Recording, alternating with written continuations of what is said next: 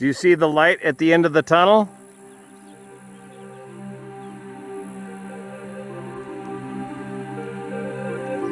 Feel that cool air pouring out of here.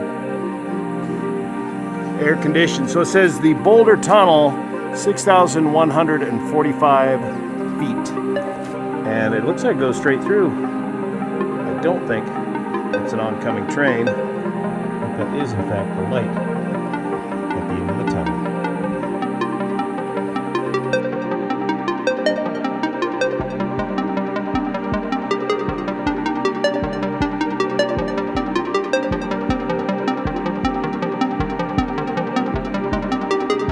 So the problem with running these tunnels right now is there's so much rain that it's just full of water. It's like a continuous creek crossing all the way through here, probably 6 inches deep or so.